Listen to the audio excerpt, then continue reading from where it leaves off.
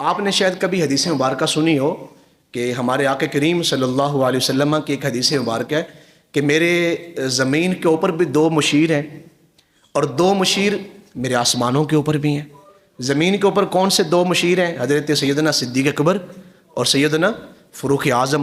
اور آسمانوں کے اوپر کون سے 2 مشیر ہیں؟ حضرت جبریل امی اور حضرت میکائیل۔ ان 2 فرشتوں کی حضور کے ویسے تو ہر فرشتہ حضور سے بڑی محبت کرتا ہے، لیکن ان فرشتوں کو حضور کی محبت خاص طور پہ حاصل تھی، حضرت میکائیل کو بھی اور حضرت جبریل کو بھی۔ اسی طرح حضرت اسرائیل جو موت کے فرشتوں کے سردار ہیں، جو روح قبض کرنے والے فرشتے ہیں، ان کے جو سردار ہیں حضرت اسرائیل، ان کا بڑا یارانہ تھا حضرت ادریس علیہ السلام سے۔ ایک دن حضرت ادریس نے فرمایا کہ اے اسرائیل، آپ ہمارے ساتھ بڑی محبت کرتے ہیں، ہم آپ کے ساتھ بڑی محبت کرتے ہیں، تو بے تکلفی بھی ہے، کسی دن تو مجھے دکھا تو صحیح کہ تو روح کیسے قبض کرتا ہے، جان کیسے نکالتا ہے۔ تو انہوں نے کہا جناب یہ میرے اختیار کی چیز ہے، مسئلہ ہی کوئی نہیں، آپ صرف مجھے یہ بتائیں کہ نیک بندے کی روح قبض کر کے دکھاؤں یا کسی برے آدمی کی؟ آپ نے فرمایا کسی نیک آدمی کی۔ تو حضرت اسرائیل نے جناب ادریس علیہ السلام کو موت کا مزہ چکھایا، آپ کی ہی روح قبض کی۔ جب آپ کی روح قبض کی تو حضرت ادریس کی نظر فوراً جب گئی جنت میں، فرمایا اسرائیل مجھے ذرا سیر نہیں کرواتی آسمانوں کی؟ فرمایا چلیں سیر کرواتے ہیں۔ سیر کروائی اور پھر جنت میں پہنچایا۔ جب حضرت ادریس جنت میں گھوم رہے ہیں تو پھر حضرت اسرائیل نے کہا جناب اگر جنت دیکھ لیے تو پھر واپس چلیں۔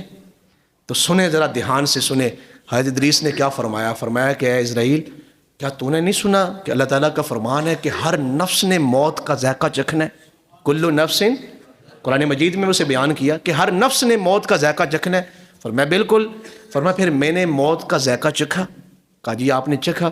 کہا پھر میں پل صراط سے گزر کے آیا ہوں؟ کہا جی آپ گزر کے آئے ہیں۔ کہا میں کہاں ہوں؟ کہا جی اب آپ جنت میں ہیں۔ تو کہا اللہ کا وعدہ نہیں کہ جو جنت میں آ جائے پھر اسے کبھی بھی جنت سے نہیں نکالا جائے گا؟ خالدین فیہا۔ اب میں جنت سے واپس کیسے لوٹوں؟ میں نہیں جانا چاہتا۔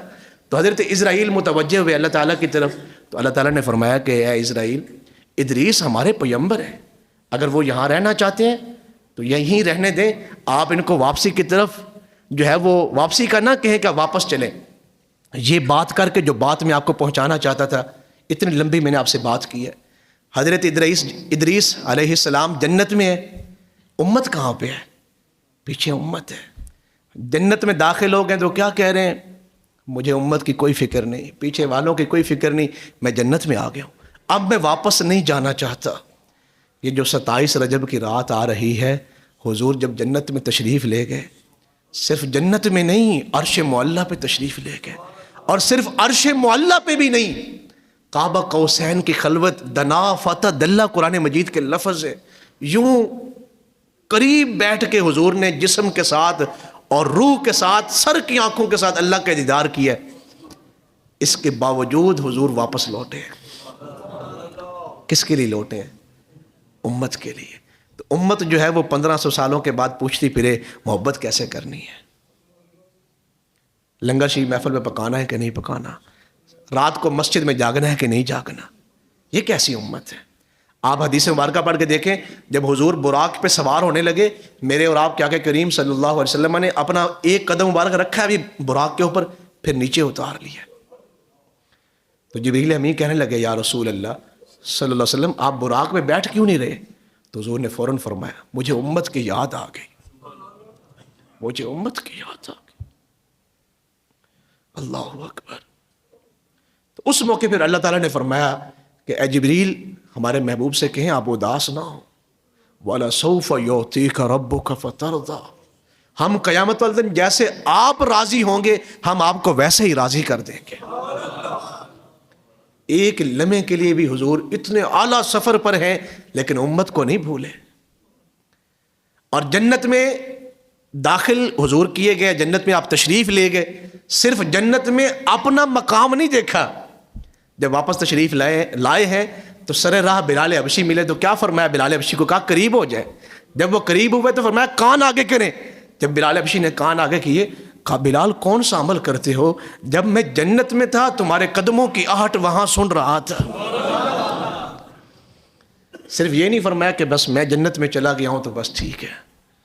صحابہ کو یہ نہیں بتایا آگے کہ جنت میں گیا تھا تو جنت اتنی خوبصورت تھی، یہ تھا وہ تھا. صحابہ سے کیا فرمایا؟ فاروق اعظم سے کیا فرمایا؟ فرمایا تمہارا محل اتنا خوبصورت تھا، میرا دل کر رہا تھا کہ میں اس محل میں داخل ہو جاؤں، لیکن پھر تمہاری غیرت مجھے یاد آ گئی. حضرت مولا علی کو کیا فرمایا کہ جنت میں جہاں میرا گھر ہے، میرے گھر کے بالکل سامنے اے علی تمہارا گھر ہے. کتنی یاروں کی فکر ہے، کتنی امت کی فکر ہے. اور یہ جو معراج پاک کا بابرکت سفر ہے، حضرت جبریل امین جب تشریف لائے، اللہ تعالیٰ نے جہاں معراج کے سفر کو بیان فرمایا وہاں آداب مصطفیٰ کو بھی بیان فرمایا. جبریل امین جب تشریف لائے نا جی، تو یا رسول اللہ صلی اللہ علیہ وسلم رات کا پہر ہے تو میں حضور کو جگاؤں کیسے؟ حضور تو آرام فرما رہے ہیں، کیا میں دروازہ کھٹکھٹاؤں؟ کہا نہ، دروازہ نہ آواز دوں. کہا جی آواز نہ دیں. حضرت جبریل مکمل نوری ہیں، آپ کا جو جسم عطر ہے وہ سارا کا سارا نوری ہے، لیکن حضرت جبریل کے ہونٹ جو ہیں وہ کافور کے بنے ہوئے تھے. حضرت جبریل خود کہتے ہیں کہ میں ایک مدت تک سوچتا رہا کہ جب اللہ تعالیٰ نے میرے سارے جسم کو نوری بنایا ہے تو ہونٹ کافوری کیوں بنائے ہیں؟ کافور ٹھنڈا ہوتا ہے تو ہونٹ جو ہے وہ کافوری کیوں بنائے ہیں؟ فرمایا یہ معراج کی رات اس وقت راز کھلا جب اللہ تعالیٰ نے مجھے حکم فرمایا قبلہ قدمیہ، میرے محبوب کے قدموں کو بوسہ دے. مجھے سمجھ آئی کہ یہ کافوری ہونٹ اس رات کے لیے بنائے گئے تھے. خوش جانا چاہیے دا کہ رنج جانا چاہیے دا، نبی دے دروازے ہوتے انج جانا چاہیے دا. جبریل چم کے تلیاں حضور دیاں دسیا ہے، نبی دے دروازے ہوتے انج جانا چاہیے تھا. نبی دے دروازے ہوتے انج. مولانا روم نے ایک بڑی محبت والی بات لکھی کہ جبریل امین جب پہنچے نا سدرۃ المنتہا پہ، یہ جو آسمانوں کا اور سدرۃ المنتہا کا سفر ہے حضرت نبی کریم صلی اللہ علیہ وسلم کا معراج کا، تو جبریل نے یہ سفر کیا ہے. اس سفر کے دوران حضرت جبریل نے اپنی اصلی حالت حضور پہ عیاں کر دی. وہ 600 پر ایک پر حضرت جبریل کھول دے تو ساری کائنات کو اس کے نیچے ڈھانپ لیں. سدرۃ المنتہا پہ جبریل امین نے وہ اپنی حالت حضور پہ ظاہر کر دی، اصل حالت. آگے مولانا روم کیا کہتے ہیں؟ کہتے ہیں اگر اس وقت حضور اپنی اصلی حالت جبریل پہ ظاہر کر دیتے تو جبریل کو آج تک ہوش نہ آتا، قیامت تک وہ بے ہوش ہی رہتے. حقیقت محمد دی پا کوئی نہیں سکدا، اتھاں چپ دی جاہے الا کوئی نہیں سکدا. حقیقت طریقت شریعت دے قصے سوا معرفت دے دسا کوئی نہیں سکدا. اے دنیا دے جھگڑے اساں چھوڑ بیٹھے پر محبت دا جھگڑا چھڑا کوئی نہیں سکتا. تو یہ معراج پاک کا وہ عظیم سفر ہے جو میرے اور آپ کے آقا و مولا صلی اللہ علیہ وسلم نے فرمایا. سب سے مین چیز جو میں آج کے اس نشست میں بیان کرنا چاہتا ہوں وہ معراج کا تحفہ ہے نماز. زندگی پتہ نہیں ساتھ ہو دے کہ نہ دے کہ ہم معراج پہ بعد میں گفتگو کر سکیں کہ نہ کر سکیں. یہ معراج کا جو تحفہ ہے وہ نماز کا تحفہ ہے. حضور نماز اس امت کے لیے لے کے آئے ہیں. کہاں سے؟ باقی جتنی بھی عبادات ہیں اللہ کے حکم سے وہ فرض ہوئی ہیں. حج فرض ہے، روزے فرض ہیں، احکام نازل ہوئے، لیکن نماز جو ہے یہ حضور خود لے کے آئے ہیں. اس لیے نماز کا جو ہے وہ اہتمام کریں.